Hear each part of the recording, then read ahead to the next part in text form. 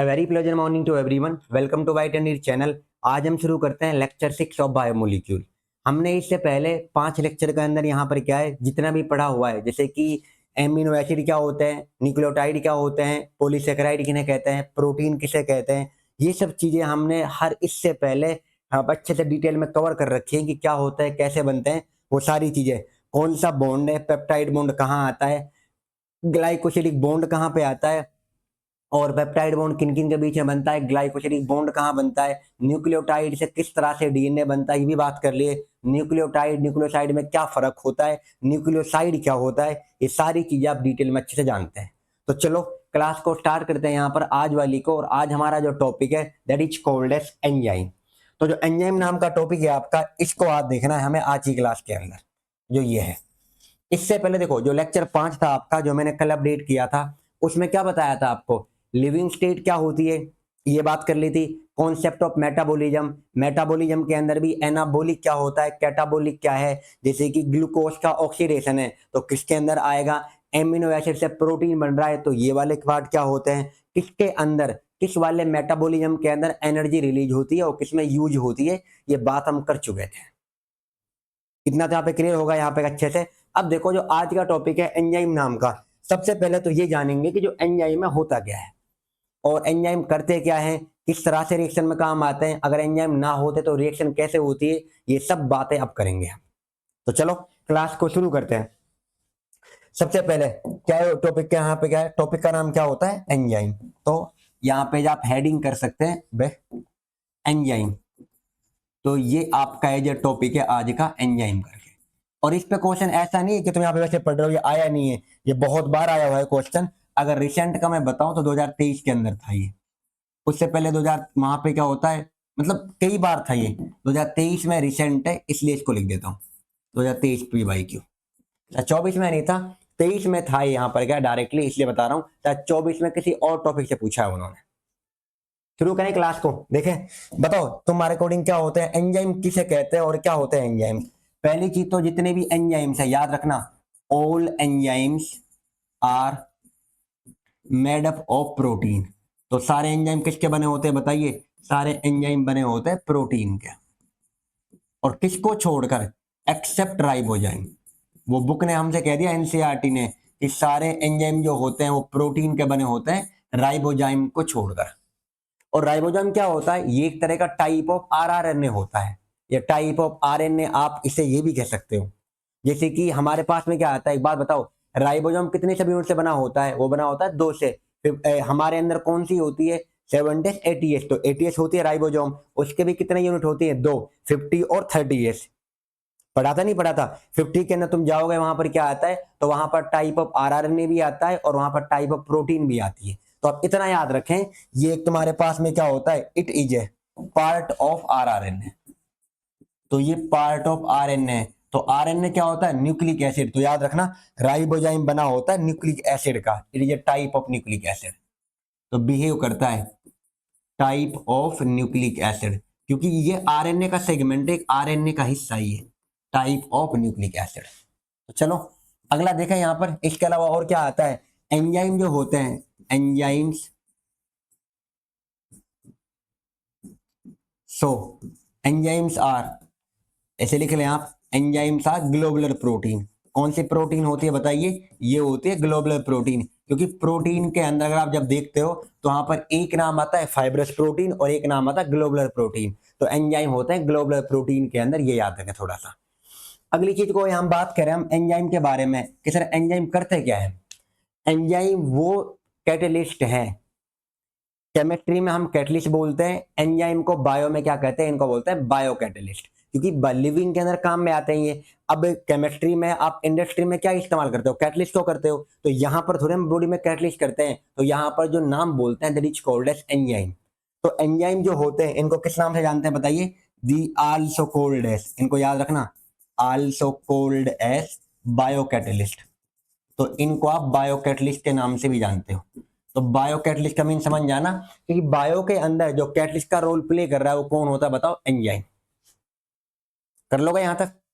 अरे कुछ समझ में भी आ रहा है, नहीं आ रहा है? अभी मैंने कुछ भी नहीं बताया, आपको ये बताया है कि जो एंजाइम है वो एक्चुअल में क्या होता है, किसके बने होते हैं, प्रोटीन के बने होते हैं, किसको छोड़कर, राइबोजाइम को लीव कर कर। उसके बाद में एंजाइम कौन सी प्रोटीन होती है बताइए, ग्लोबुलर प्रोटीन है। और इनको किस नाम से और जानते हैं, बायोकैटलिस्ट। आप इनको कह सकते हो बायोलॉजिकल कैटलिस्ट आल्सो, इसको ये नाम भी कह सकते हो आप, बायोलॉजिकल कैटलिस्ट।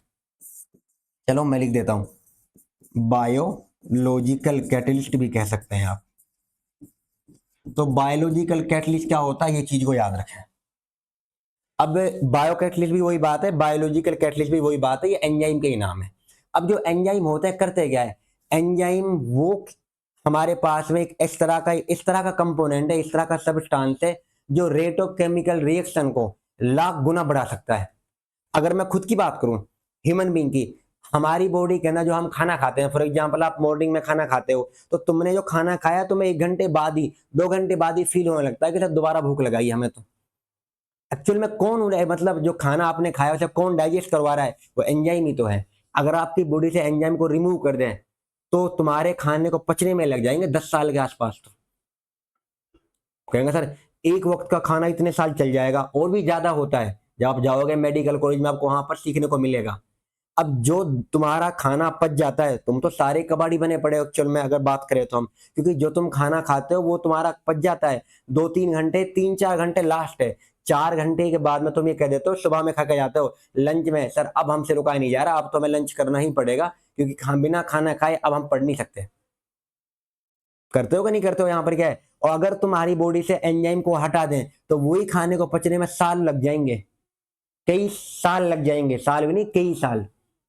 अब बताओ ये किस तरह का काम कर रहे हैं। तो हमारी बॉडी के अंदर क्या होता है, जो रेट ऑफ केमिकल रिएक्शन को बहुत ज्यादा स्पीडली बढ़ा देते हैं, उनको बहुत जल्दी करवा देते हैं, तो वो होते हैं एंजाइम। हमारी बुक ने यहाँ पर क्या लिखा है, एनसीईआरटी ने, देखो यहाँ पर वैसे क्या है, ये मैं आपको एंजाइम का फंक्शन बता रहा था कि क्या करते हैं ये। अब मैं यहाँ पे बता रहा हूँ जो एंजाइम होते हैं एक्चुअली प्रोटीन के बने होते हैं। और प्रोटीन में कौन कौन से स्ट्रक्चर आते हैं, 1 डिग्री स्ट्रक्चर आता है, 2 डिग्री भी आता है और 3 डिग्री भी आता है। तो सुनना ध्यान से, क्या होता है, the enzymes have primary structure of protein. भाई एंजाइम के अंदर जो स्ट्रक्चर होता है प्राइमरी स्ट्रक्चर होगा कि ना होगा, एंजाइम है प्राइमरी स्ट्रक्चर। प्रोटीन के अंदर भी अगर आप देखा हो तो उसको हमें लाइन से रिप्रेजेंट कर रहे थे उसे, हाँ बिल्कुल एक लाइन सी आती है, और जो स्ट्रेट लाइन सी बनती है, हमारी एनसीईआरटी भी यहाँ पर ये कह रही है जो एंजाइम के पास है प्राइमरी स्ट्रक्चर होता है प्राइमरी स्ट्रक्चर, रिप्रेजेंट किससे करोगे उसे बताइए, रिप्रेजेंटेड बाई लाइन। तो आप उसे लाइन से रिप्रेजेंट करोगे, जैसे कि ये एक तरह से लाइन मान लो आप ये वाली, तो ये इसका हो गया प्राइमरी स्ट्रक्चर। कहेंगे सर एंजाइम के पास सेकेंडरी स्ट्रक्चर नहीं होता, मैं क्या कह रहा हूं, प्राइमरी भी है, सेकेंडरी भी है, टर्सरी भी है। प्राइमरी को किससे रिप्रेजेंट करते हैं बताइए, लाइन से रिप्रेजेंट कर दिया। अब बात करूं मैं सेकेंडरी की, देखो आल्सो हेज, ये नहीं कह रहा कि सेकेंडरी नहीं है, इनके अंदर याद रखें also hedge secondary and tertiary structure. तो इनमें सेकेंडरी भी होता है, कौन सा होता है दूसरा बताइए, टर्सरी स्ट्रक्चर।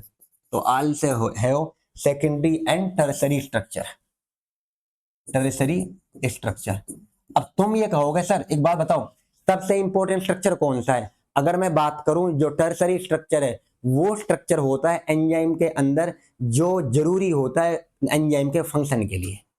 और जब हमने पढ़ा था प्रोटीन के टाइप, तो प्राइमरी पढ़ा था, सेकेंडरी और टर्सरी और क्वाटरनरी। टर्सरी में ये एनसीईआरटी की लाइन आई थी कि जो उनका टर्सरी स्ट्रक्चर होता है ये उनकी बायोलॉजिकल एक्टिविटी के लिए जरूरी है।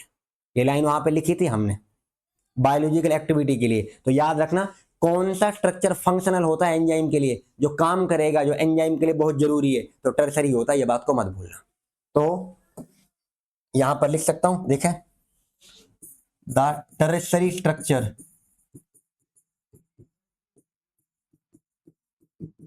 The tertiary structure of enzyme is functional. और वो जो टर्सरी स्ट्रक्चर है किसका होता है एक्चुअल में, क्या प्रोटीन का ही बना होता है। अब वो क्योंकि प्रोटीन का जो स्ट्रक्चर है, अब उन्हें जो स्ट्रक्चर चाहिए था वो टर्सरी वाला चाहिए उन्हें काम करने के लिए। मतलब एंजाइम को अगर फंक्शन करना है तो टर्सरी स्ट्रक्चर ऑफ प्रोटीन चाहिए। और आपको पता है यहाँ पर क्या है, टर्सरी किससे बनता है, वो तो फोल्डिंग ऑफ सेकेंडरी से बनता है कि ना बनता है। जब फोल्डिंग होगी, देखो व्हेन फोल्डिंग अक्कर, जो फोल्डिंग होती है भाई, प्राइमरी बनेगा सबसे पहले तो वहां, क्योंकि प्राइमरी में तो सीक्वेंस आती है, पर उससे कौन सा बनता है, सेकेंडरी। और सेकेंडरी जब फोल्डिंग करता है अपने आप को और ज्यादा फोल्डिंग करवाता है तो टर्सरी बन जाता है। तो बुक क्या कह रही है, when folding occur it form some crevices. जो टर्सरी स्ट्रक्चर है जब इसकी फोल्डिंग हो रही है तो वहां पर क्या होगा, when folding occur it form some crevices. ये नाम याद रखना, क्रीवाइसिस का है, एनसीईआरटी ने यह इसको बोला है पॉकेट्स। तो क्रीवाइसिस और पॉकेट्स आर फॉर्म। तो क्रीवाइसिस और पॉकेट कब बनती है, वो बनती है यहां पर क्या, फोल्डिंग के टाइम पे। और ये उनमें होती क्या है, कैसे बनती है, देखो अगर मैं आपको स्ट्रक्चर यहां पर बताऊं तो किस तरह की होती है फोल्डिंग। चलो व्हाइट से कर लेते हैं, यहां पर समझिए। फॉर एग्जाम्पल मैंने ये कर लिया, ये समझिए। अब इनके अंदर क्या आता है, ये स्ट्रक्चर से स्ट्रक्चर मान लिया इस वाले पार्ट के अंदर। अब क्या होगा, अब इसके अंदर क्या है, मैं आपको नाम बताऊं, देखो एक वाला पार्ट आप ये मान लीजिए, मतलब एक वाला हिस्सा तो ये हो गया, एक क्रिवाइस, एक ये हो गया। उसके बाद में एक मैंने ये मान लिया क्रिवाइसिस, मैं आपको समझाने के लिए बता रहा हूं ये। एक हमने ये मान लिया, दो हो गई। उसके बाद में एक मैंने इसको मान लिया, कौन सी बनाऊं, चलो इसको कर लेता हूं, एक ये बना लिया। तो क्या कह रहा हूं समझिए यहां पर क्या ध्यान से, जब उसकी फोल्डिंग हुई तो उस टाइम पे उसके अंदर क्या हुआ, कुछ फोल्डिंग के टाइम पे वहां पर कुछ क्रिवाइस या पॉकेट्स बन गई। अब जो क्रिवाइस है, जो पॉकेट्स है आपको दिख रहे होंगे क्लियर एकदम ये। अब जो ये वाले पार्ट है इन्हीं का नाम क्या होता है, जब एंजाइम के अंदर फोल्डिंग हुई है तो इन्हीं को हम कह रहे हैं क्रिवाइसिस या पॉकेट। देखो ये एक ये हो गई है, एक ये वाली हो गई यहाँ पर, और ये भी। तो सेम ये तुम्हारे पास में क्या है, इन्हीं का नाम है क्रिवाइसिस और पॉकेट। आगे समझ में नहीं आ रहा है ना। तो बताओ, जब फोल्डिंग होती है टर्सरी स्ट्रक्चर के अंदर तो उस टाइम पे क्या होती है, क्या बनती है बताओ, क्रिवाइसिस या पॉकेट बनती है। क्रिवाइसिस और पॉकेट एक होती है, एक से ज्यादा हो सकती है, एक से ज्यादा हो सकती है। उनके अंदर से ही, उन क्रिवाइसिस या पॉकेट में से ही एक अपने आप को या वहां पर बिहेव करती है, ये active site. Sir active site क्या है, एक्टिव साइट वो साइट है जहां पर सबस्ट्रेट आके जुड़ेगा और उससे बनेगा प्रोडक्ट। तो एंजाइम के अंदर एक्टिव साइट होती है, और एक्टिव साइट किससे बन रही है, कौन बिहेव कर रही है, जो क्रिवाइसिस और पॉकेट बनती है। तो यहां पर आप ये लिख सकते हैं समझने के लिए, उसे बहुत अच्छे से वो करने के लिए, वन ऑफ द क्रिवाइस, देखें, वन ऑफ द क्रिवाइस या पॉकेट, पॉकेट बिहेव्स एज, वो किसके समान बिहेव करेगी बताइए, बिहेव्स एज एक्टिव साइट। तो एक्टिव साइट कौन बिहेव कर रही है, याद रखना, वो जो क्रिवाइस या पॉकेट बनी है उनमें से एक बिहेव करेगी एक्टिव साइट। आगे समझ में, मैं बहुत आसानी से लेकर चल रहा हूं, आपको कंफ्यूज नहीं कर रहा है इसमें। अब एक्टिव साइट क्या होता है, अबे तू कहां से आ गया, रुक एक मिनट, मच्छर तो नहीं चला रहा है इसे कोई, रुको। भाई मच्छर भी चलाने लग जाते हैं इसे, मुझसे बेहतर तो वही चला लेते हैं इसे। देखो आगे, जो एक्टिव साइट होता है, एक्टिव साइट क्या चीज है, एक्टिव साइट अगर इसको बताऊं मैं, यहां पर आके कौन जुड़ेगा, एक्टिव साइट पे आके जुड़ते हैं कौन, सबस्ट्रेट। तो the site wear the substrate bind, जहां पर सबस्ट्रेट आके बाइंड करेगा, वियर सबस्ट्रेट बाइंड। तो सबस्ट्रेट बाइंड कहां पे करता है बताओ, एक्टिव साइट। और एक्टिव साइट क्या होता है, उनमें कई सारी क्रिवाइस या पॉकेट में से एक साइट है जो बिहेव करती है एक्टिव साइट। इतना क्लियर हो गया होगा।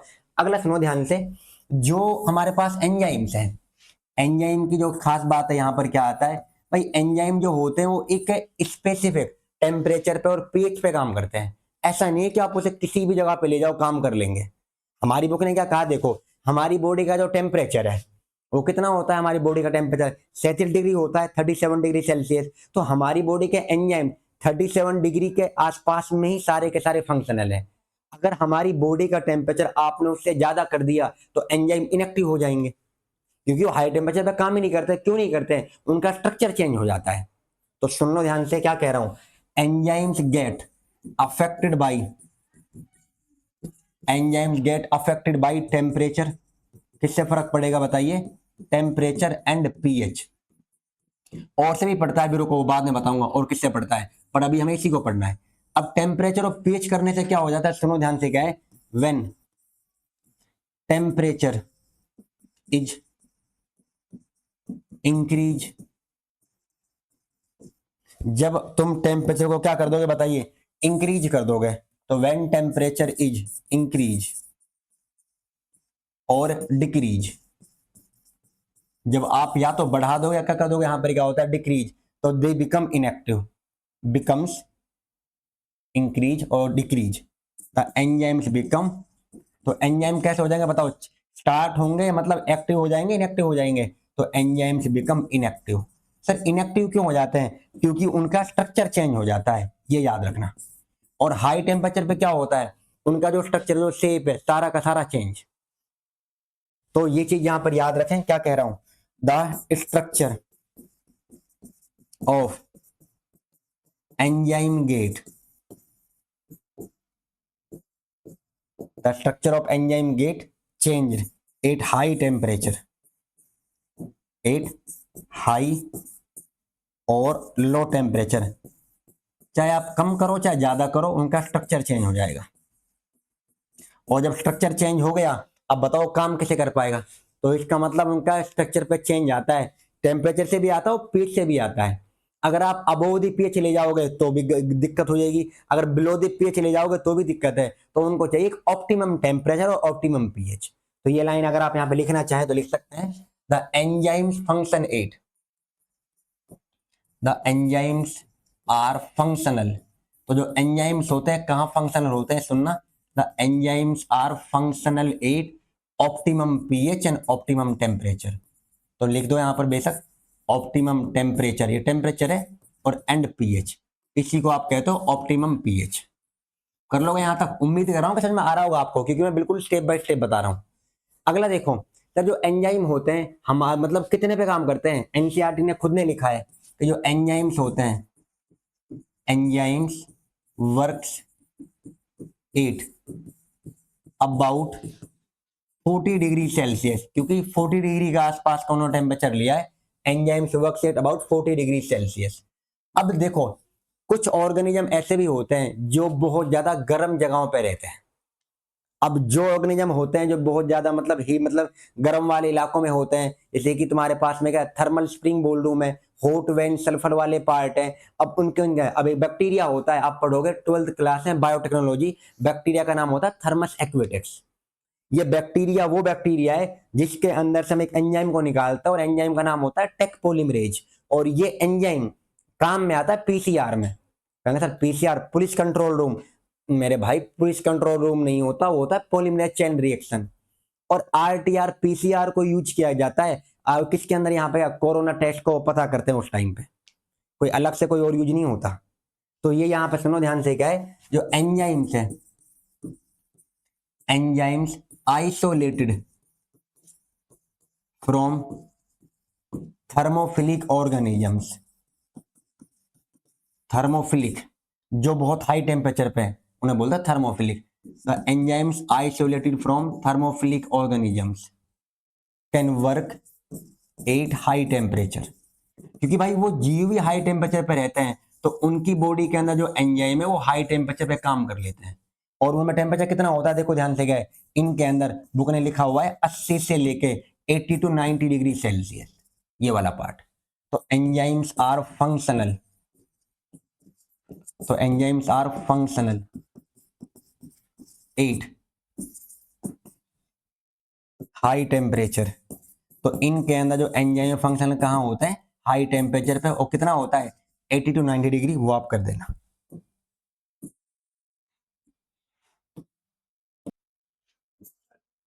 देखो enzymes are functional at high temperature also, तो ये क्यों किसके लिए कह रहा हूं यहाँ पर, क्या है मैं उनकी कह रहा हूं मैं, जैसे कि तुम्हारे पास जो होते हैं हॉट स्प्रिंग्स के अंदर पाए जाते हैं, hot when sulphur, hot springs के अंदर, ये आप कर सकते हो। क्योंकि जो बैक्टीरिया जो ऑर्गेनिज्म होते हैं जहां पर हाई टेम्परेचर रहता है, तो जो पहले से ऑलरेडी वहां रह रहे हैं जहां पर हाई टेम्परेचर है, तो उनकी बॉडी में जो एंजाइम है वो भी काम कर रहे होंगे, इसका मतलब तो इसलिए हम कहते हैं कि जो जीव थर्मोफिलिक है उनके अंदर एंजाइम हाई टेम्परेचर पे भी काम कर पाते हैं, बट हमारे नहीं कर पाएंगे, याद रखना। हमारे वाले डिफरेंट क्यों है, क्योंकि यहाँ पर नहीं हो पा रहा वो। तो ये चीज को याद रखें कि कौन वाला कर पा रहा है। रुको देखो, ये चीज यहां पर हो गई। अगला हमारे पास में क्या आता है, इसके अलावा जो मेनली इंपॉर्टेंट है वो क्या कह रहा है, इसमें एंजाइम अगर आप लिखें तो आप एग्जाम्पल का वो कर सकते हैं। वो आता है, एक बैक्टीरिया का नाम है थर्मस एक्विटिक्स।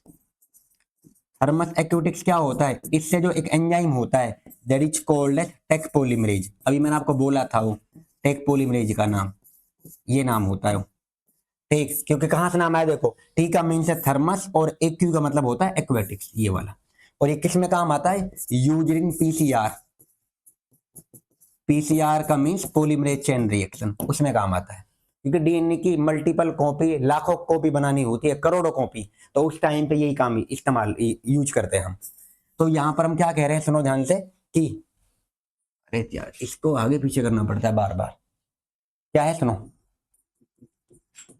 द, क्या लिखा था अभी, रुको, टेक पॉलीमरेज वाला पार्ट देख लिया, इसका ये भी हो गया। तो यहां पर क्या है, अब देखो ध्यान से, एंजाइम एक और नाम होता है कैटलिस्ट का। द एंजाइम्स एंड कैटलिस्ट, क्या सर दोनों सिमिलर होते हैं या मतलब अलग अलग होते हैं? अगर हम देखें नॉर्मली क्या है, तो कैटलिस्ट और एंजाइम में क्या फर्क है, देखो, the enzymes and catalyst both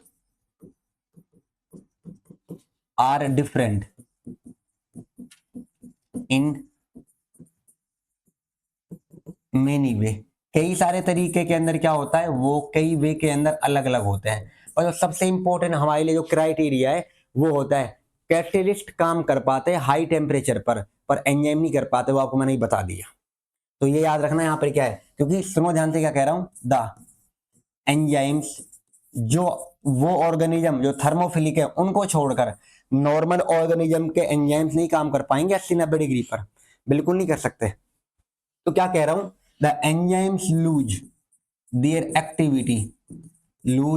activity eight high temperature. अभी हमें लिखा था भाई एंजाइम तो अपनी जो एक्टिविटी है लूज कर जाते हैं हाई टेम्परेचर पर, बट जो एंजाइम जो कैटलिस्ट होते हैं वो लूज नहीं करते, but enzymes, but catalyst do not lose, जो कैटलिस्ट होते हैं but catalyst do not lose their activity, catalyst lose नहीं करेंगे अपनी एक्टिविटी को। ये इंपॉर्टेंट है, याद रखना, कभी ये कहो कि समय पता ही नहीं था, तो भाई ये याद रखना पड़ेगा आपको। और इसमें याद रखने की क्या है, क्योंकि वो होता है इनऑर्गेनिक, भाई कैटलिस्ट क्या होता है, इनऑर्गेनिक है, और एंजाइम हमारे बॉडी के अंदर पाए जाते हैं, पर कैटलिस्ट थोड़ी हमारी बॉडी में होते हैं, ये भी डिफरेंस लो देख लेंगे। But catalyst do not lose their activity, do not lose their activity. तो कौन लूज कर जाते हैं अपनी एक्टिविटी को हाई टेम्परेचर पर, तो एंजाइम, और कौन नहीं करते बताइए, कैटलिस्ट, ये इंपॉर्टेंट है। अगला, the enzymes are, the enzyme are found in living system या लिविंग बॉडी। तो एंजाइम किसमें पाए जाते हैं बताइए, लिविंग सिस्टम के अंदर, क्योंकि हमारी बॉडी में जो काम करेगा वो कौन करेगा, एंजाइम, ना कि कैटलिस्ट करेगा, जो कैटलिस्ट होते हैं। और एंजाइम क्या होते हैं, एक और चीज याद रखना, enzymes are highly specific, highly specific भी होता है और एफिशिएंट भी होता है, मतलब अपने काम को बहुत अच्छे से करना जानते हैं, बहुत अच्छी तरह से। तो enzymes are highly specific and efficient, ये वाले।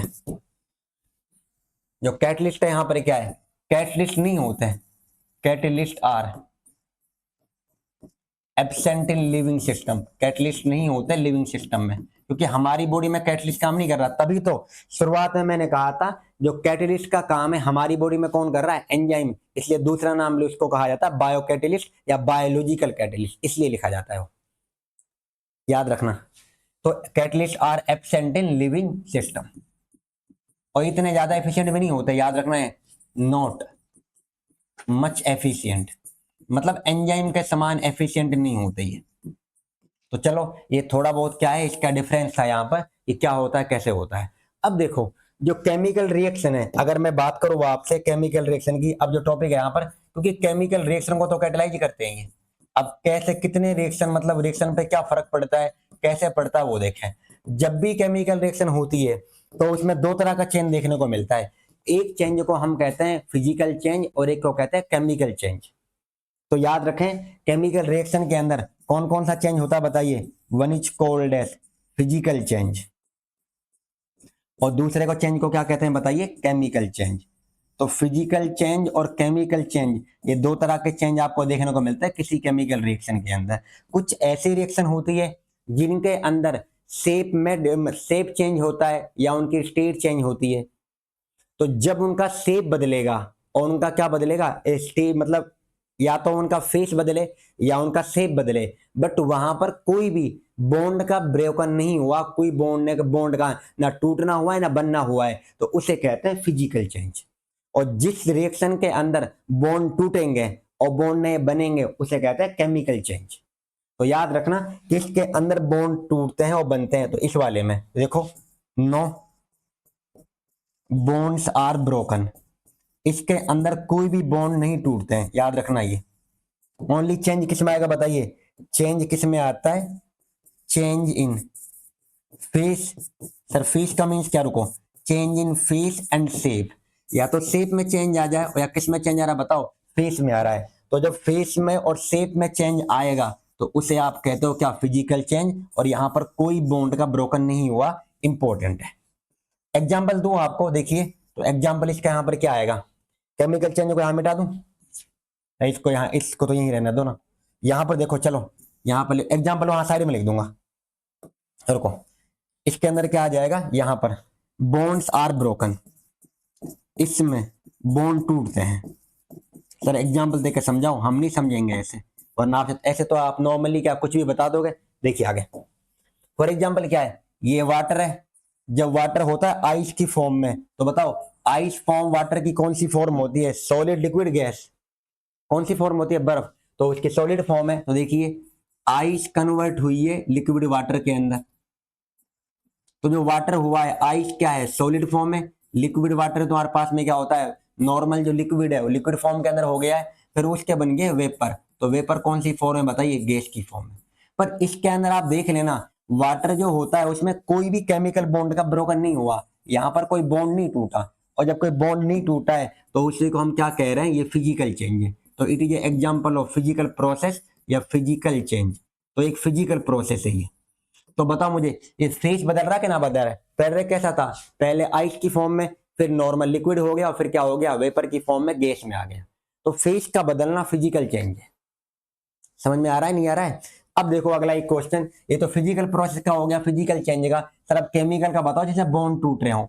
हमारी बुक ने क्या कहा, देखो एक एग्जाम्पल लिया हुआ है, बेरियम हाइड्रोक्साइड, और उसकी रिएक्शन करा दी है सल्फ्यूरिक एसिड के साथ में, और अब कहा है कि इसमें तुम्हारे पास बॉन्ड टूटेंगे। पहले तो बताओ बेरियम हाइड्रोक्साइड क्या करना है आपको, क्या है, अगर इतना तो आप जानते होगा नहीं, मतलब इनऑर्गेनिक केमिस्ट्री के अंदर ये एक इनऑर्गेनिक केमिकल रिएक्शन है, ये भी लिख लो। सर इनऑर्गेनिक कैसे है, घूंचुओ, ये इनऑर्गेनिक ही तो है। ऑर्गेनिक में कौन सी आती है बताना, ऑर्गेनिक में तो तुम्हारे पास वो होना चाहिए था, मिथेनॉल, इथेनॉल, प्रोपेनॉल, उससे पता चलता हो, बट यहाँ पर तो बेरियम हाइड्रोक्साइड की बात कर रहा है। तो याद रखना ये इनऑर्गेनिक केमिकल रिएक्शन है, तुम्हारी बुक ने कह दिया हो कि इनऑर्गेनिक है ये, और वैसे भी तुम्हें पता है, मैं बताऊं भी ना तुम मुझे बता दोगे उल्टा ही। तो बताइए एक सेकंड, बेरियम हाइड्रोक्साइड दे रखा है, अगर इसका मैं ब्रेकअप कराऊं, तुम्हारा ब्रेकअप की बात नहीं कर रहा भाई, मैं बेरियम हाइड्रोक्साइड ही कर रहा हूं, तो क्या क्या बनेगा यहाँ पर, एक तो बेरियम प्लस 2 के अंदर बन जाएगा, और क्या बन जाएगा यहाँ पर, क्या होता है 2OH नेगेटिव। इसका ब्रेकअप करोगे तो क्या बनेगा बताइए, H प्लस आयन बनेंगे तुम्हारे पास दो, और सल्फेट आयन बनेगा, ये तो बनेगा। अब क्या करो, देखो पहले दोनों का ब्रेकअप करा लो, इसका भी हो गया और इसका भी हो गया। अब क्या काम करो, अगर इस वाले का अगर आपको लेना है, फॉर एग्जांपल आपने लिया इसका प्लस, तो इसका एक माइनस उठा लो यहां से, ये अगर इसका नेगेटिव ले रहा हो तो इसका प्लस ले लो। मीन्स क्या है, जो पहले साथ में थे उनको अलग कर दो, फिर आपस में एक्सचेंज कर लो। ऐसा करना नहीं है, मैं सिर्फ यहाँ रिएक्शन में बता रहा हूं। तो क्या बनेगा बताओ, ये तो इसके साथ में आ जाएगा और ये इसके साथ में, तो क्या बन जाएगा प्रोडक्ट, देखे ध्यान से, कहाँ लिखूं, नीचे लिख दूं, सर बिल्कुल नीचे ही, देखो यहीं लिख देता हूं, समझ में आ जाएगा। देख बताओ यहाँ पर एक क्या बन जाएगा BSO4, और एक क्या बन जाएगा बताओ H2O। अब बताओ पहले तो वो क्या था, बेरियम हाइड्रोक्साइड, और अब क्या बन गया है, बेरियम सल्फेट, और यहाँ पर कौन है, सल्फ्यूरिक एसिड, और यहाँ क्या बन गया है, वाटर। तो इस वाले का पार्ट यहाँ पर क्या है, तो ये बेरियम सल्फेट, तो इनमें बॉन्ड टूटे हैं और नए बॉन्ड बने भी है, तो ये बेरियम सल्फेट है और ये वाटर है, और वाटर में कौन सी बॉन्डिंग होती है तुम जानते हो, हाइड्रोजन बॉन्डिंग। तो ये एक किसका एग्जांपल है बताओ, ये केमिकल रिएक्शन का एग्जांपल है। एक और हमारी बुक ने क्या कहा है आपको, ये तो इनऑर्गेनिक का है, बुक ने कहा है कि द कन्वर्जन ऑफ, देखो ध्यान से, जो स्टार्च होता है, स्टार्च भी किसका बना होता है बताओ, ग्लूकोज का। तो जब ग्लूकोज कन्वर्ट हो रहा है ग्लूकोज के अंदर, ये भी एक तरह का केमिकल रिएक्शन है, क्योंकि भाई स्टार्च क्या होता है, पॉलीसेकेराइड, और ग्लूकोज क्या होता है, मोनोसेकेराइड। तो पहले जब कई सारे हैं तो अलग है तुम्हारे पास, क्योंकि पॉलीसेकेराइड है ये तो, और ग्लूकोज क्या है, सिंगल मोनोसेकेराइड है। तो यहां भी तुम्हारे पास बॉन्ड का ब्रोकन होता है, क्योंकि आप बड़े से छोटे में ला रहे हो। और ये कैसी रिएक्शन है, ये एक ऑर्गेनिक केमिकल रिएक्शन है। तो it is example of organic chemical reaction. समझ में आ रहा है कि नहीं आ रहा है? तो ये एक ऑर्गेनिक है, एक होती है ऑर्गेनिक, होती है इनऑर्गेनिक। यहाँ बुक ने बता दिया कि और इनऑर्गेनिक में क्या है, और ये दोनों एग्जाम्पल, ये भी बुक का एग्जाम्पल है और ये भी एनसीईआरटी का एग्जाम्पल है। आगे देखे ध्यान से, एंजाइम क्या करते हैं, सुनो ध्यान से, enzyme complete the reaction fastly. Enzyme क्या करते हैं, जो भी केमिकल रिएक्शन हो रही है, अगर फॉर एग्जांपल किसी केमिकल रिएक्शन को होने में लग रहा है, अभी हमारी बुक ने क्या कहा देखो, पहले यहां पे सुन लो, enzyme complete the reaction fastly. अब ये रिएक्शन को बड़ी जल्दी पूरा करवा देते हैं। मैं ये नहीं कह रहा हूं कि एंजाइम रिएक्शन को खुद शुरू कर रहे हैं, याद रखना एंजाइम कभी रिएक्शन को शुरू नहीं करता है, वो रिएक्शन को जल्दी करवाता है बस। फर्क है दोनों वर्ड में, एंजाइम खुद रिएक्शन को शुरू नहीं करवाते, रिएक्शन जैसे शुरू होनी हो होकर वैसे ही रहेगी, बट वो उसको जल्दी करवा देते हैं। और ये एंजाइम नाम का टॉपिक हमारे कहां भी दे रखा था, यहाँ पर क्या है, ये सरफेस केमिस्ट्री के अंदर जो 12th क्लास में चैप्टर था जो कि रिमूव हो गया, वहां पर भी पढ़ते हैं कैटालिसिस के बारे में, वहां पर भी आता है ये ऐसा नहीं कि तुम यहीं पर पढ़ रहे हो। समझ में आ रहा क्या कह रहा हूं? तो ये एक्चुअल में हमारे पास वहां भी पढ़ते हैं इसको हम। अब देखो यहां पर क्या कह रहा हूं, enzyme complete the reaction fastly. अब फॉर एग्जांपल क्या आता है देखो, कुछ केमिकल रिएक्शन क्या होती है, केमिकल रिएक्शन कैटेलाइज्ड बाय, अब केमिकल रिएक्शन कैटेलाइज्ड,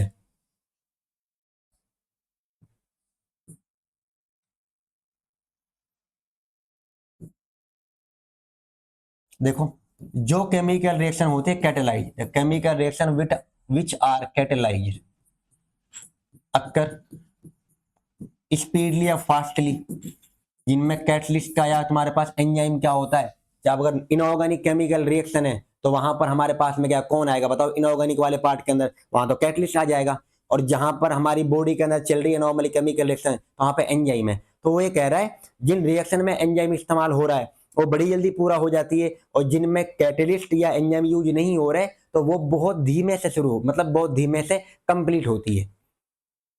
तो ये बता रहा है वो, तो chemical reaction which are catalyse occur fastly, और जो कैसी होती है uncatalysed, uncatalysed reaction occur slowly. तो स्लोली कौन सी होती है याद रखें, और फास्टली कौन सी होती है ये भी याद रखें, दोनों वर्ड इंपॉर्टेंट है। एग्जांपल दो आपको, देखो ध्यान से, हमारे यहाँ पर क्या है, अगर CO2 है तो को पेन बदल लेता हूं, जो CO2 होता है, अगर CO2 वाटर के साथ में रिएक्शन करता है, ये CO2 है बिल्कुल, और एक क्या होता है वाटर, जब ये आपस में रिएक्शन को करते हैं यहाँ पर क्या आता है तो बताओ ध्यान से, CO2 और वाटर मिलकर किसको बनाते हैं, H2CO3, और इसको क्या कहते हैं, कार्बोनिक एसिड। अगर आप यहाँ पर बिना एंजाइम रिएक्शन करोगे, हमारी बॉडी के अंदर होती है ये, जब CO2 और वाटर आप करोगे विदाउट एंजाइम, तो देखो विदाउट एंजाइम में क्या फर्क है और विद एंजाइम में क्या फर्क है, यही रिएक्शन विदाउट एंजाइम, और एंजाइम का नाम क्या होता है समझे ध्यान से, यहां पर लिख दो ऊपर, यहां पर जो एंजाइम का नाम है कोल्डेस्ट कार्बोनिक अनहाइड्रेज, ये याद रखना है। और कार्बोनिक अनहाइड्रेज का नाम वहां पर भी आता है, जब आप पढ़ोगे ना breathing and exchange of gases, तो वहां पर भी है कार्बोनिक अनहाइड्रेज का नाम, जहां पर आप पढ़ोगे टिश्यू साइट के ऊपर एक्सचेंज ऑफ गैस कैसे होती है, वहां पे आएगा ये नाम। तो विदाउट एंजाइम में क्या होता है देखो, जो कार्बोनिक एसिड है, क्योंकि इसका नाम क्या होता है बताओ, कार्बोनिक एसिड, तो क्या कह रहा हूं मैं यहाँ पर, the 200 molecule of H2CO3 means carbonic acid के, अगर आप एंजाइम इस्तेमाल नहीं कर रहे हो तो इसके 200 मोलिक्यूल बनते हैं बिना एंजाइम के 1 घंटे में। कितने बन रहे बताइए, 200 molecule of H2CO3 are formed per hour, तो 1 घंटे में बन रहे हैं, देखिए कितना मतलब दोगलापन है बिना एंजाइम के, तो यार देखो 200 मॉलिक्यूल बन रहे हैं, कब बन रहे हैं यहाँ पे, किसके, H2CO3 के। और इसी को क्या कहते हो तुम बताइए, इसी को तो कहते हैं कार्बोनिक एसिड। अरे कार्बोनिक एसिड का ये तो नाम है, मैंने फॉर्मूला लिख दिया। अब इसके इतने बन रहे हैं। अब क्या कह रहे हैं हमसे, अगर आपने एंजाइम इस्तेमाल करा, अब बताओ सर जब एंजाइम करेंगे तो कितने बनेंगे। अगर आपने एंजाइम इस्तेमाल करा विद एंजाइम, देखिए तो विद एंजाइम में क्या है हमारे पास यहां पर 6 लाख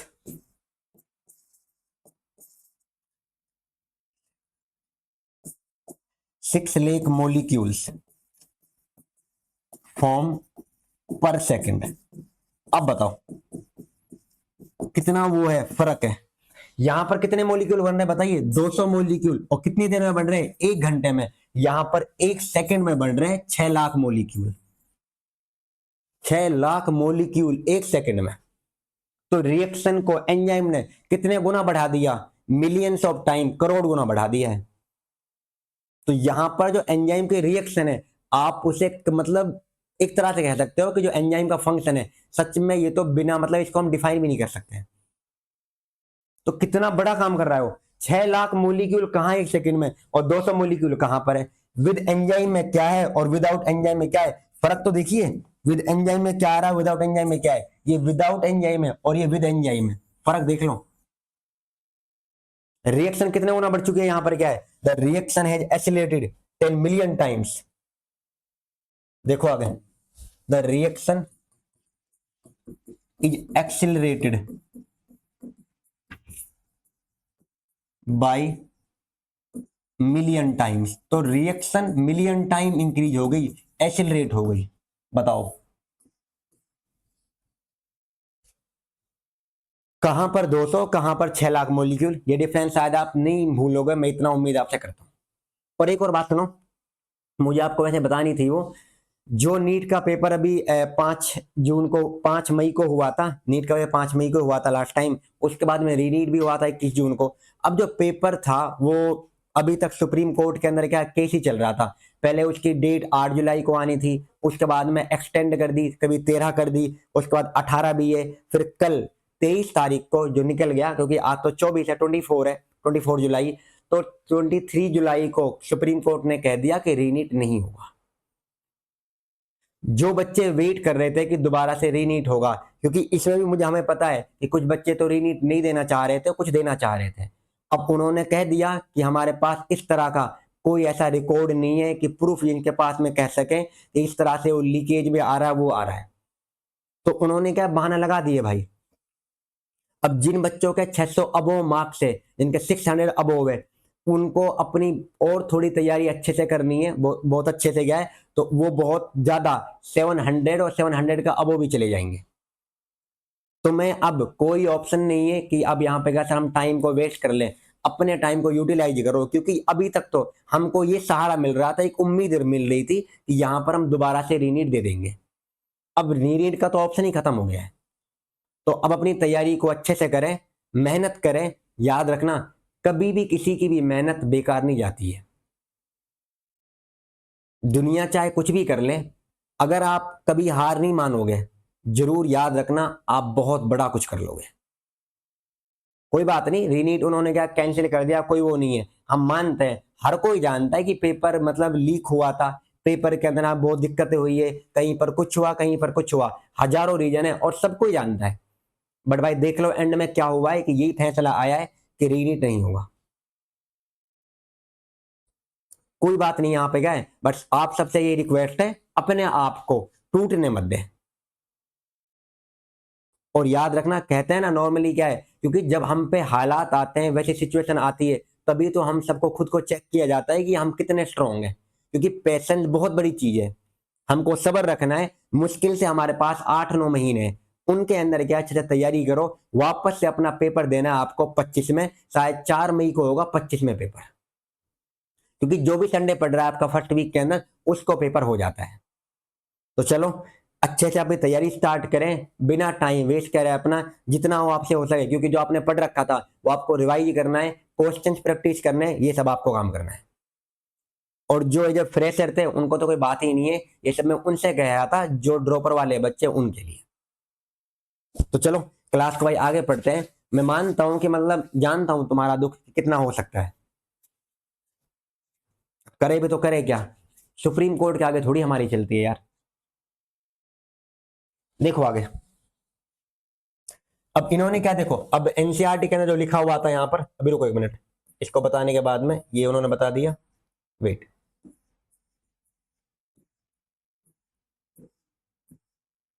ग्लूकोस और ये वेट,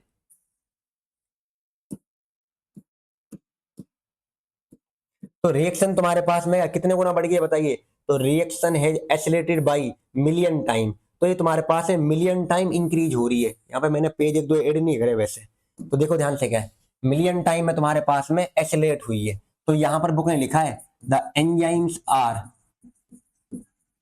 इनक्रेडिबल, मतलब एंजाइम सच में मतलब ऐसा काम कर रहे हैं कि हम सोच भी नहीं सकते यार, इतने गुना बढ़ जाएगी।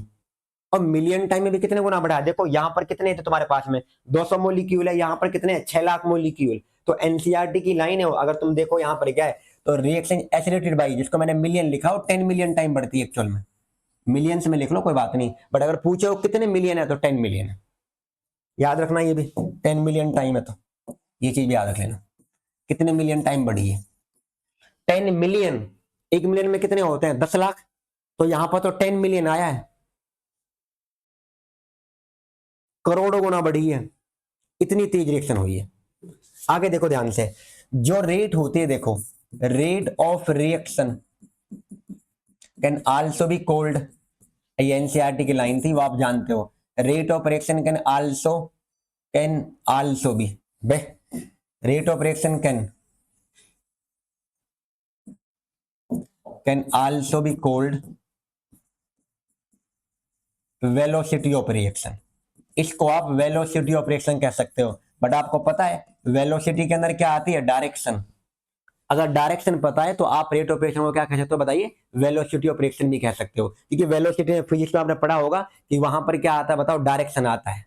तो इफ डायरेक्शन इज, उन्होंने लिखा हुआ आता है, लिखा हुआ उन्होंने क्या है, if the direction is specified, अगर डायरेक्शन पता है तो, if the direction is given, अगर डायरेक्शन जानते हो तो आप उसको वेलोसिटी कह सकते हो, बिना डायरेक्शन के आप वेलोसिटी नहीं कह सकते, आप उसे रेट ही कहोगे, याद रखें। आगे सुनो ध्यान से, हमारी बुक ने क्या कहा है, अब देखो उन्होंने क्या होता है, अब इसको उन्होंने क्या होता है कि मतलब formation of the product per unit time, उन्होंने लिखा हुआ है ये रेट करके, रेट क्या लिखा है उन्होंने, क्या होता है change in product, formation of the product per unit time, time कितना मतलब क्या है, कितने टाइम में कितना प्रोडक्ट बनेगा वो उसका रेट है, कितने टाइम में कितना प्रोडक्ट बनेगा वही तो उसका रेट होता है। रेट ऑफ रिएक्शन आप पढ़ते नहीं हो केमिस्ट्री के अंदर, किसमें आता है 12th क्लास में, केमिकल काइनेटिक्स में, उसमें रेट मतलब केमिकल काइनेटिक्स में पढ़ना किसको होता है, रेट ऑफ केमिकल रिएक्शन को पढ़ना होता है, कि zero order, first order, second order, वो सब देखने होते हैं। तो यहाँ पर क्या कहा है उन्होंने, बस ये थोड़ा सा नाम था ये देख लेना। आगे सुनो ध्यान से, क्या है, क्या आपको हमने कल एक नाम ले रहे थे जब पढ़ रहे थे हम लिविंग स्टेट, तो वहां एक नाम आ रहा था ग्लाइकोलिसिस का, हाँ या ना, ग्लाइकोलिसिस क्या होता है, यहाँ पर क्या है, glucose breakdown, formation of glucose into pyruvic acid, आप ऐसे लिख लें बेशक, ये कभी आप उल्टा ना समझ जाए भाई, रुको एक मिनट यार, इसको बढ़ा लो। जो ग्लाइकोलिसिस है देखो, ग्लूकोज होता है और ग्लूकोज से क्या बनता है बताइए, पायरुविक एसिड बनता है, जिसको तुमने पढ़ा होगा पायरुवेट आल्सो, तो ये पायरुविक एसिड। तो ग्लूकोज कितने कार्बन का मोलिक्यूल होता है, 6 कार्बन, और ये कितने का होता है 3 कार्बन के, तो ये 2 बन के आते हैं। और ग्लूकोज से जब पायरुविक एसिड बनेगा, पायरुवेट बनेगा, इसी को कहते हैं ग्लाइकोलिसिस। तो ग्लूकोज से पायरुवेट बनने में कितने स्टेप लगते हैं, 10 स्टेप, तो याद रखना it is a 10 step reaction. Sir 10 step लगते हैं, बिल्कुल भाई, इट इज 10 स्टेप रिएक्शन, और हर रिएक्शन के लिए अलग अलग एंजाइम लगता है, तो कितने एंजाइम लगेंगे बताइए, 10 डिफरेंट एंजाइम आर रिक्वायर्ड, तो यहां पर 10 अलग अलग different enzyme, 10 different enzyme require होते हैं, 10 डिफरेंट एंजाइम्स आर रिक्वायर्ड। फिर आगे क्या कह रहा है तुमसे, क्या है वो आगे बुक ने कहा हुआ है कि जो एंजाइम है, जो पायरुविक एसिड है, जब ये बन जाता है, पायरुविक एसिड बनने के बाद जो कि 3 कार्बन का है, अब ये तो या अगर जाएगा स्केलेटल मसल में, सुने ध्यान से, स्केलेटल मसल के अंदर, तो वहां पर एक कंडीशन होती है एनारोबिक, क्योंकि आप जानते हो ना एरोबिक होती है एनारोबिक, ईटीएस में तो एरोबिक है क्योंकि वहां तो ऑक्सीजन इस्तेमाल में आती है। प्लीज थोड़ा सा सुन ले, जिनको नहीं पता कोई बात नहीं है, थोड़ा सा वैसे बता रहा हूं मैं आपको। हमारी स्केलेटल मसल के अंदर 10th में भी आता है रेस्पिरेशन में, स्केलेटल मसल में बनता है लैक्टिक एसिड, और लैक्टिक एसिड कब बनता है, वहां पर लेक ऑफ ऑक्सीजन, तो ये कंडीशन कौन सी आती है बताओ, एनारोबिक। तो अगर पायरुविक एसिड स्केलेटल मसल में जा रहा है तो वहां पर एनारोबिक कंडीशन में क्या बनता है बताइए, लैक्टिक एसिड। और अगर ये जा रहा है, फॉर एग्जांपल आपने एक नाम सुना होगा यीस्ट का, और यीस्ट में क्या होता है, फर्मेंटेशन, तो वहां पर किसका फॉर्मेशन होता है, वहां तो एल्कोहल मींस इथेनॉल का फॉर्मेशन होता है। और अगर ये पायरुविक एसिड जाएगा आगे चल के बनाएगा एसिटाइल को एंजाइम, फिर वो क्रेब साइकिल के अंदर जाता है, उसके बाद वहां पर क्या है, एंड में उनसे एटीपी बना लेते हैं, तो वो किस में जाता है बताओ, ईटीएस के अंदर, इलेक्ट्रॉन ट्रांसपोर्ट में। इसके बीच में बनेगा वो एसिटाइल को एंजाइम, फिर जाएगा ईटीएस में। कहोगे सर आपने डायरेक्ट ईटीएस लिख दिया, डायरेक्ट नहीं लिखा भाई, देखो क्या कह रहा हूं, क्योंकि ये जो बनेगा यहाँ पर क्या बनाएगा, एसिटाइल को एंजाइम, और एसिटाइल को एंजाइम किस में जाता है, एक मिनट रुको, ये किस में जाएगा, क्रेब साइकिल में, और क्रेब साइकिल के बाद में कौन होता है बताओ, ईटीएस, और वहां पर क्या होता है, CO2 को बाहर निकाल देते हैं, O2 को यूज करके एटीपी बना लेते हैं।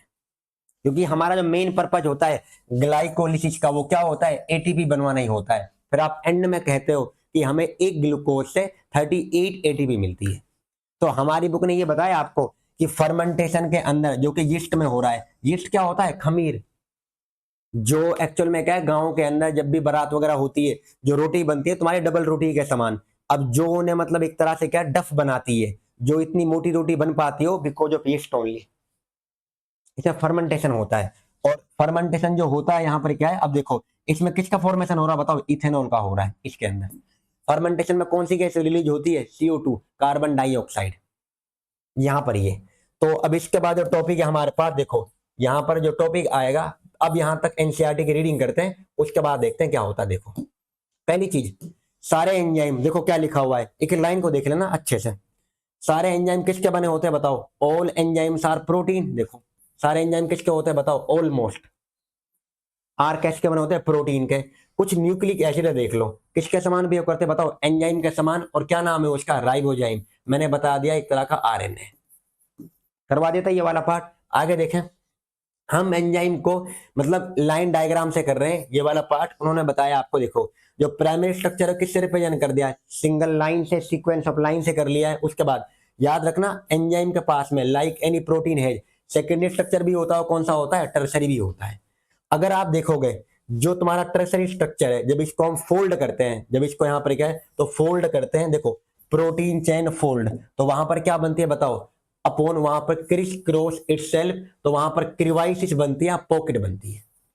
तो मैंने बताया था जब टर्सरी स्ट्रक्चर जो प्रोटीन का है जब फोल्डिंग कर रहा है, तो उस टाइम पे एक्टिव साइट उनमें से ही बिहेव करती है, उनका नाम होता है क्रिवाइसिस या पॉकेट। तो कई सारी क्रिवाइसिस या पॉकेट में से तुम्हारे पास कौन बिहेव करती है, एक्टिव साइट बनती है। आगे उन्होंने लिखा, देखो क्या कह रहा है कि जो एंजाइम है, अब देखो जिसके अंदर एक्टिव साइट क्या होता है, जहां पर कौन लगेगा बताओ, सबस्ट्रेट आके जुड़ता है। सबस्ट्रेट क्या होता है, क्योंकि जो बनेगा प्रोडक्ट में, जो एक्टिव साइट है, देखो ध्यान से यहां पर मैं लिखा हुआ है, समझे प्लीज, ये वाली चीज, जो ये एक्टिवाइस या पॉकेट है, इन पे आके क्या होता है, अब देखो इनमें से क्या एक्टिव साइट है, यहां पर आके कौन जुड़ेगा बताओ, एक्टिव साइट पे यहां पर सबस्ट्रेट बाइंड करेगा, सबस्ट्रेट बाइंड, और बाइंड करने के बाद ये क्या बना लेगा, बाद में चल के प्रोडक्ट बना लेगा। वो कैसे बनता है वो अगली क्लास में है। सबस्ट्रेट यहां का जुड़ता है, इतना याद रखें, मैं लिखा भी होगा सब, सबस्ट्रेट बाइंड हो रहा, देख लो ये दिख दिया, आगे समझे। फिर उन्होंने क्या लिखा, देखो जो एंजाइम होते हैं ये रिएक्शन को क्या करते हैं, यहाँ पे क्या कैटलाइज कर देते हैं, ये चीज बता दी हमने क्या है। एंजाइम अलग होते हैं इनऑर्गेनिक कैटलिस्ट से, देख लो कैसे। एक तो होता है, सबसे बड़ा डिफरेंस क्या होता है, टेम्परेचर का होता है। अब देखो ध्यान से क्या लिखा है, इनऑर्गेनिक कैटलिस्ट काम कर पाते हैं एफिशिएंटली एट हाई टेम्परेचर, वो हाई टेम्परेचर पे ज्यादा एफिशिएंट है, and high pressure. Enzyme damage हो जाते हैं हाई टेम्परेचर पे 40 के ऊपर में।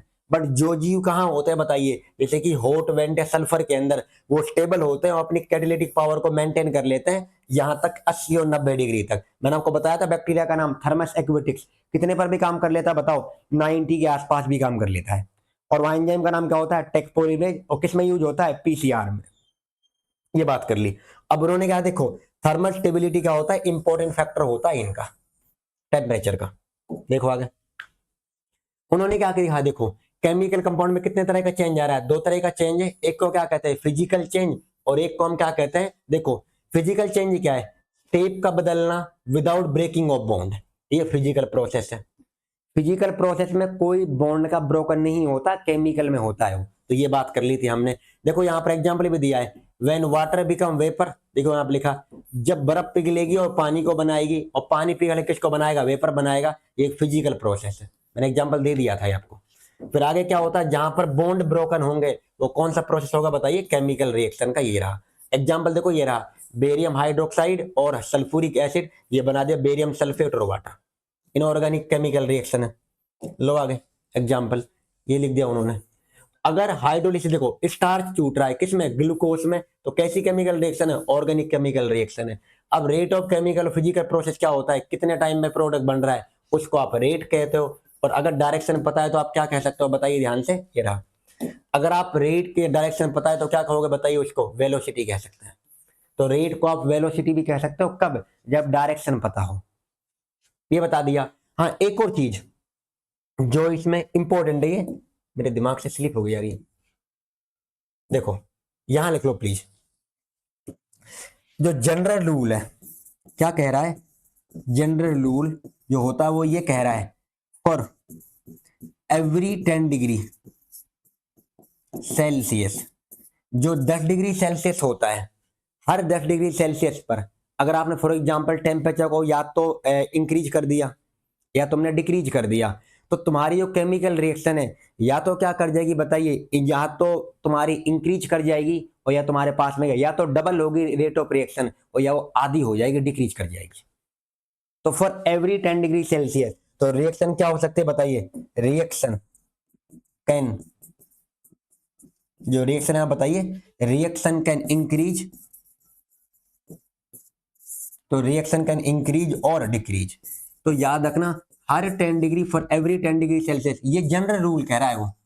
अगर आपने टेम्परेचर को बढ़ाया और घटाया, तो बढ़ाने पर भी क्या है, अगर टेम्परेचर ज्यादा बढ़ा दिया तो भी दिक्कत हो सकती है, अगर आपने कम कर दिया तो भी दिक्कत हो सकती है। तो वो कह रहा है कि जो रेट ऑफ रिएक्शन है टेम्परेचर पर बढ़ भी सकती है और घट भी सकती है, और वो डिपेंड करता है कि आप कितने से कितने पर बढ़ा रहे हो। फॉर एग्जाम्पल देखो ध्यान से, हमारी बॉडी का टेम्परेचर है 37 डिग्री सेल्सियस, एग्जाम्पल समझना प्लीज ध्यान से। हमारी बॉडी का जो टेम्परेचर होता है बताओ कितना डिग्री होता है, 37 डिग्री। अगर हमारा कोई एंजाइम यहां पर काम कर रहा है 37 पर, और टेम्परेचर है आपके पास में क्या होता है 22, अब आपने 10 डिग्री यहां पर क्या होता है, टेम्परेचर है तुम्हारे पास में 27, ये मान लो 27 है। तो अगर इसको आपने 10 डिग्री बढ़ा दिया तो rate of chemical reaction increase हो जाएगी भाई, क्योंकि यहाँ तो इनएक्टिव होगा। और अगर तुम्हारे पास 47 है, फिर आपने 10 डिग्री घटा दिया, तो इससे भी तुम्हारे पास रिएक्शन बढ़ जाएगी।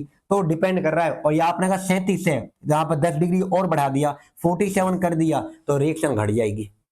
तो वो ये कह रहा है कि रेट ऑफ रिएक्शन टेम्परेचर बढ़ाने पर और घटाने पर वो डिपेंड करता है कि तुम कितने से घटा रहे हो कितने से बढ़ा रहे हो। रेट ऑफ रिएक्शन इंक्रीज और डिक्रीज दोनों हो सकती है। रेट ऑफ रिएक्शन डबल भी हो सकती है और आधी भी हो सकती है, कह रहा है। आगे समझ में? तो वही चीज थी यहाँ पर लाइन। मैं इनको अच्छे से ले लूंगा, घबराओ मत। उस वाले पार्ट में आ गया, यहाँ पर था वो। देखो जनरल रूल कैटेलाइज रिएक्शन, देखो यहाँ पे क्या लिखा उन्होंने, एक जनरल रूल दिया है ऑफ थंब। क्या कह रहा है, for every 10 degree Celsius change is either direction in either direction. यहाँ पर लिखा उन्होंने क्या है, मैं कहाँ गया हूँ, मतलब इट कैन बी डबल और डिक्रीज, कहाँ लिखा है,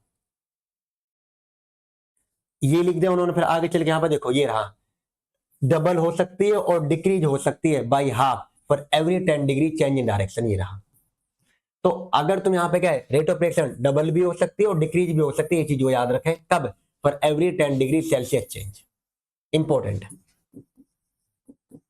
क्या फर्क पड़ता है 10 डिग्री सेल्सियस पर कितने से चेंज है, जनरल रूल के नाम पे क्या दे रखा है वो याद रखें। फिर उन्होंने कहा है जो रिएक्शन कैटेलाइज्ड है भाई वो तो जल्दी हो जाएंगे, हमें अच्छे से पता है। उनको जो अनकैटेलाइज्ड है वो तो बहुत स्लोली होंगी, ये बात हमने कर ली है। अब देखो CO2 है और वाटर है, मिलके क्या बना रहे हैं बताइए, कार्बोनिक एसिड।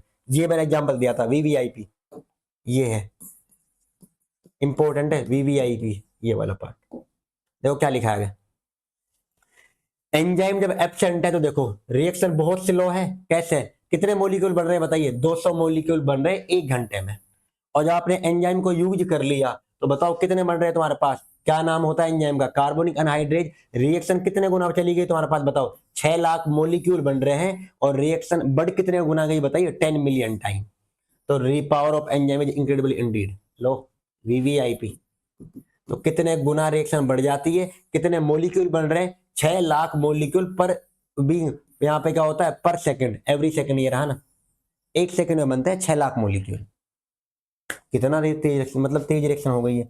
आगे देखो उन्होंने क्या लिख रखा है, जो आपको मैं बता रहा था, ग्लूकोज है, पायरुविक एसिड है, फिर यहाँ पे ग्लूकोज है, ऑक्सीजन, फिर उन्होंने ये बता दिया। अब देखो यहाँ पे क्या क्या लिखा है कि जो रिएक्शन होती है, जो तुम्हारी ग्लाइकोलिसिस है, इसके अंदर 10 स्टेप लगते हैं, वो उन्होंने लिखा हुआ है। देखो स्केलेटल मसल के अंदर कौन बनता है बताइए, वहां पर लैक्टिक एसिड का फॉर्मेशन होता है। ये कौन सी कंडीशन है बताओ, ये होती है एनारोबिक। और एरोबिक कंडीशन में क्या है, पायरुविक एसिड जो होता है वो किस में कन्वर्ट हो जाता है, CO2 वगैरह के अंदर। फिर उन्होंने यीस्ट का एग्जांपल दे दिया, ये बता दिया उन्होंने। और यीस्ट में क्या बनेगा बताइए, अल्कोहल।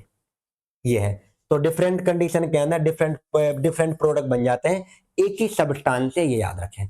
अब जो टॉपिक है हमारे पास, देखो लास्ट यहाँ पर जो टॉपिक है इसके अंदर, वो क्या होता है, ये एंजाइम कैसे सबस्ट्रेट कैसे बदलता है प्रोडक्ट के अंदर, कैसे बाइंड करता है। और एंजाइम से जुड़ेगा जब सबस्ट्रेट तो क्या बनेगा, एंजाइम और सबस्ट्रेट का कॉम्प्लेक्स बनता है। फिर क्या बनेगा, एंजाइम प्रोडक्ट का कॉम्प्लेक्स बनता है। फिर एंजाइम अलग होता है, प्रोडक्ट अलग होता है। तो ये कैसे होता है ये आप देखेंगे अगली क्लास में। पहले ये देखो, एंजाइम आएगा, एंजाइम के पास कौन आके जुड़ेगा, सबस्ट्रेट। कहां जाके जुड़ेगा, एक्टिव साइट पर, तो कॉम्प्लेक्स बनेगा एक, ये स्टेट, ट्रांजिशन स्टेट। फिर वो किस में कन्वर्ट होगी बताओ, एंजाइम प्रोडक्ट में। और प्रोडक्ट बन जाएगा तो एंजाइम अलग और प्रोडक्ट अलग रिलीज हो जाएंगे। ये कैसे होती है ये देखेंगे अगली क्लास के अंदर। सब बच्चों से रिक्वेस्ट कर रहा हूं, यहां तक अच्छे से पढ़ गया है, इस पर जो क्वेश्चन आए हुए थे PYQ, अगली क्लास में एंजाइम के ऊपर मैं उनको इन्वॉल्व कर लूंगा। उसके बाद में ये शायद 2 क्लास में चैप्टर तुम्हारा समअप हो जाएगा, खत्म, क्योंकि क्लास इतनी ज्यादा भी नहीं ले रहा, मैं छोटी क्लास कर रहा हूं। यहां तक अच्छे से करें। Thank you everyone and thanks for watching.